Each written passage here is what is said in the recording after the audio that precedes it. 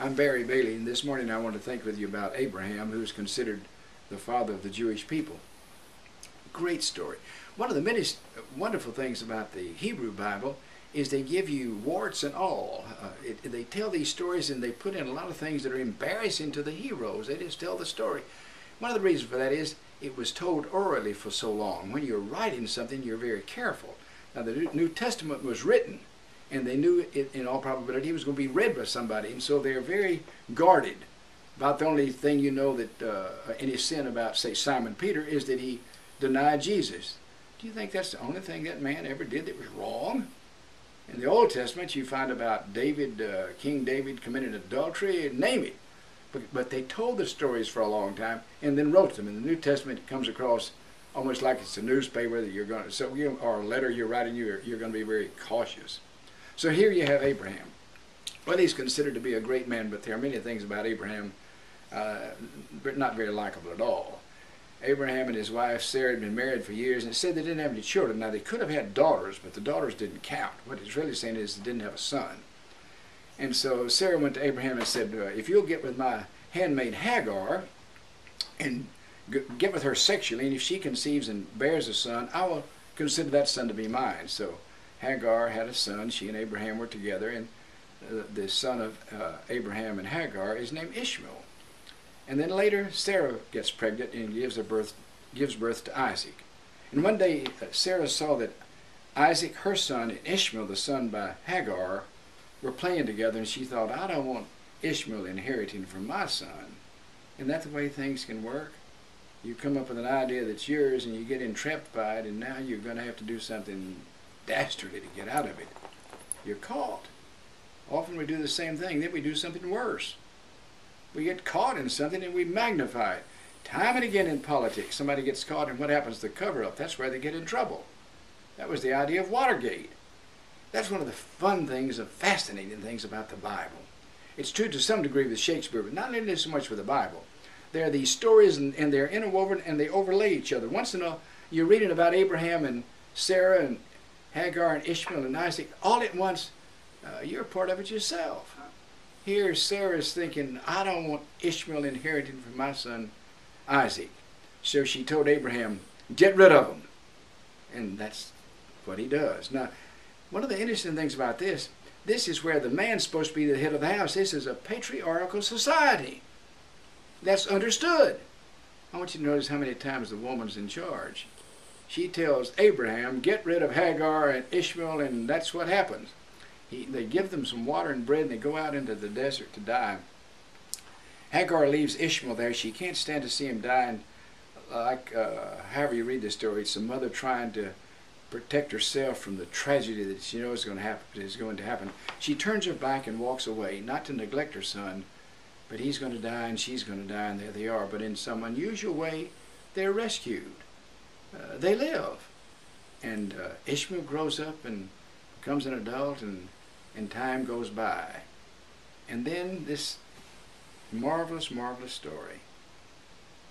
Abraham's an old man. All kinds of things have happened. You go through the story of Lot, which is a wonderful story. You go through various experiences with Abraham. As an old man, he dies. And there's just a short, simple statement there that tells you so very much. Abraham died, and together it says his sons, Ishmael and Isaac, joined together and buried him. Think of that. Ishmael came back home having been evicted by his father for the funeral. I want to tell you something clear here. Ishmael's bigger than Abraham. I don't care what tradition tells you.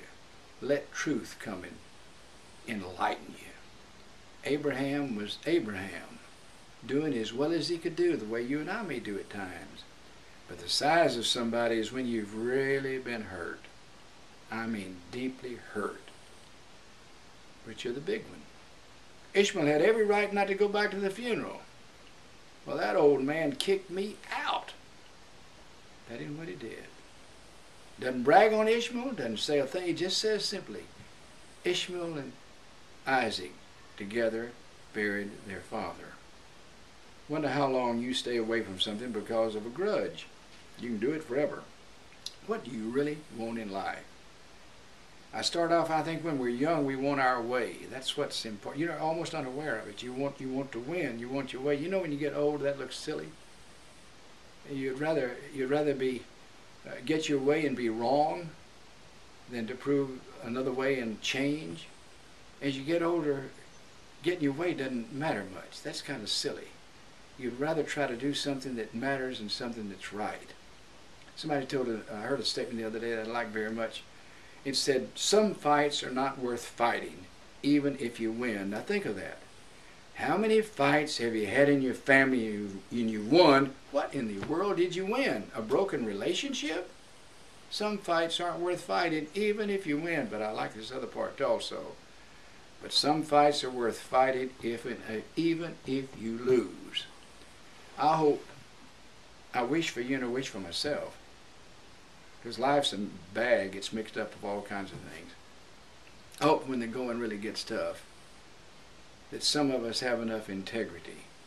We'd rather fight the fight knowing we're going to lose because somebody needs to do it. Because I firmly believe if you fight the fight that ought to be fought, I want to tell you one thing. I don't care what society says about it. You don't lose. And that's exactly what Jesus did with his life. As smart as Jesus was, he knew perfectly well when he did the things he was doing. He was going against the convention. He was going against society, the culture, time and again. Don't you know he knew he was going to get in trouble? Well, he told his disciples he was going to, but the way we read that is God had it foreordained that he had to get in trouble. No, things aren't cut and dried. We make decisions and develop ideas. Jesus knew perfectly well he was going to get in trouble, turning the tables over in the temple. But he also knew something far better than you and I understand it. There are some fights worth fighting, even if you lose. Ishmael lost, but he was big enough to come back home and join his brother, his half-brother, Isaac. And together, they buried their father. I want to say to you and to me, in your life and my life, when those rough opportunities come, how fortunate we are when we make the right decision and we look back upon it. We don't think about winning and losing. We thank God we tried to do what was right.